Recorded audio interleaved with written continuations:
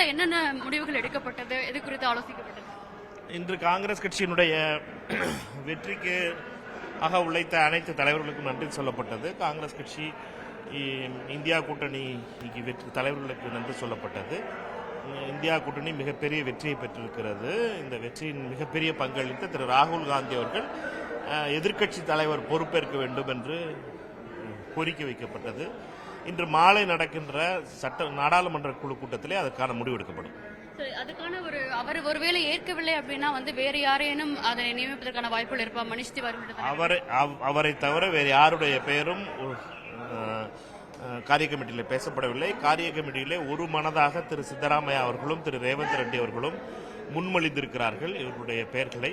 அவர்களுடைய பெயர் ராகுல் காந்தி அவர்கள் எதிர்க்கட்சி தலைவராக பொறுப்பேற்க வேண்டும். மக்களவை தேர்தலில் வெற்றி வாய்ப்பு அப்படின்றது கடந்த ஒரு நீண்ட இழுபறிக்கு பிறகு ஒரு முடிவுகள் உங்களுக்குரிய வெறியானது.